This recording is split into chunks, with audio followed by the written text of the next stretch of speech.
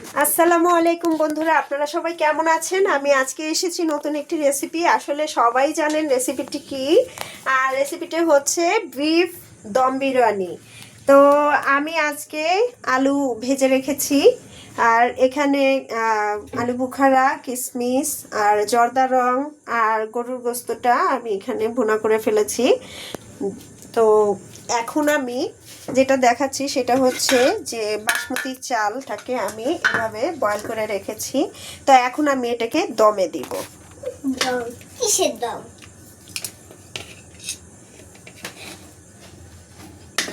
এখান থেকে আমি তুলে নিচ্ছি, ধাপে ধাপে দিব। তো আমি এখানে এক ধাপ রাইস নিয়েছি বাসমতি চালের। তো এর ভিতরে আমি একটু আলু দিয়ে দিব। আলু ভেজে রেখেছি, সেই আলুটা এখানে দিয়ে দিব।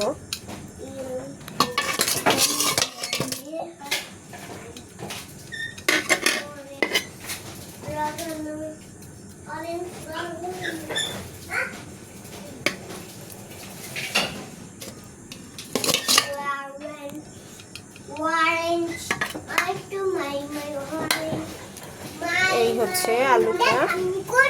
এর সাথে আমি বিফটাকে দিয়ে দিব।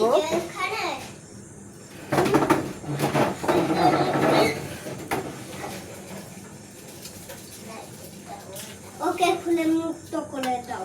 যাও। আমি এখানে বিরিয়ানি মশলা যেটা ছিল ওটা বিফের সাথে সম্পূর্ণটা দিয়েছি, আলাদাভাবে আর রাখিনি। তো এখন আমি সেই বিফটাই দিয়ে দিচ্ছি। আর আমি পোলাওটাতে হালকা একটু মশলা, যেটা আমরা এলাচ তেজপাতা দিয়ে করি, জাস্ট এটুকু দেওয়া হয়েছে। এখন আমি এই বিফটাকে ঝোল সহই দিয়ে দিচ্ছি। ঝোল বলতে যে খুব বেশি ঝোল তা না, এটা মাখা মাখা ঝোল আছে। মুক্ত করে দিতে। কাকে? আমুকে কে? এখন আমি এর উপরে কিছু পেঁয়াজ বেরেস্তা দিয়ে দিব। ওকে। পেঁয়াজ বেরেস্তাতে হালকা একটু চিনি মাখিয়ে রেখেছি। এই সাথে একটু কিশমিশ দিয়ে দিচ্ছি।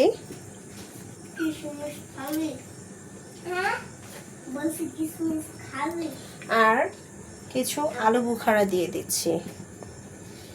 আমরা আসলে চারজন মানুষের জন্যই আজকে এই রান্নাটা তৈরি করছি। আমি এখন আরো এক ধাপ এখানে এই বাসমতি চালের রাইসটা দিচ্ছি।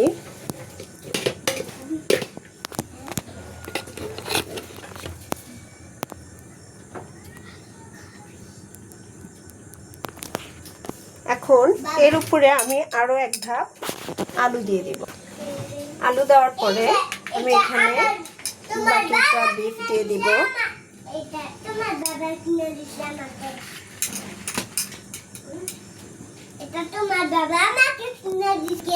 তো বন্ধুরা, আমি এতে আলু দিয়েছি, বিফ বাকিটা যা ছিল সেটাও দিয়েছি। এখন আমি পেঁয়াজের বেরেস্তাটা দিয়ে দিচ্ছি।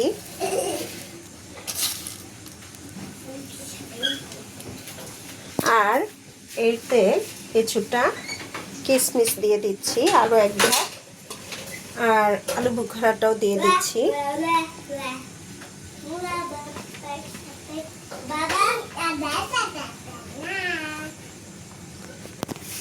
আমি এখন বাকি যে রাইসটুকু আছে সেটা এটার উপর দিয়ে দিব। বন্ধুরা, আমি আরও এক ধাপ পোলাও দেওয়ার পরে পেঁয়াজ বেরেস্তাটাও দিয়ে দিলাম, সেই সাথে কিশমিশ দানাও দিয়ে দিচ্ছি। আর বাকিটা আলু বুখারাও দিয়ে দিচ্ছি। এর উপরে আমি এখানে জর্দা রং, মানে ফুড কালার জর্দা রং গরুর দুধের সাথে মিক্স করে রেখেছি, এটাও ঢেলে দিব।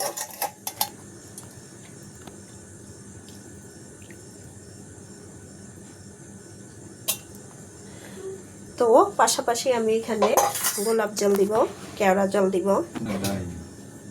থাকো। তো বন্ধুরা, আমি এখন এতে গোলাপ জলটা দিয়ে দিচ্ছি।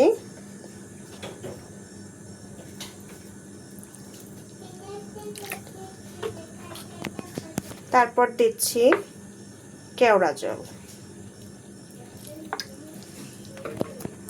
এখন আমাদের খাঁটি গাওয়া ঘি দিয়ে দিচ্ছি, ফাঁকে ফাঁকে একটু কাঁচামরিচও দিয়েছি। আর ঘিটা দিলে অন্যরকম একটা ফ্লেভার আসে, মানে আসলেও মোহময় হয় খাবারটা।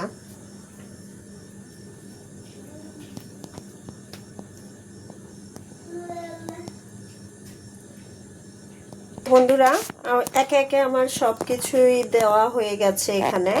জাস্ট আমি এটাকে ঢেকে রাখবো, এখন দমে রাখবো বেশ কিছুক্ষণ।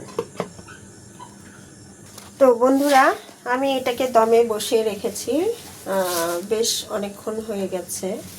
তো এখন আমি এইটাকে জাস্ট উঠিয়ে দেখব যে কি অবস্থা। অনেক মানে ধোয়া বের হয়ে যাচ্ছে, আসলে আরো কিছুক্ষণ রাখতে হবে।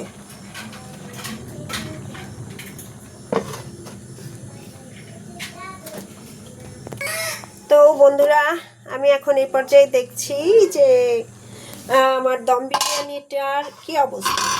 তো দেখি।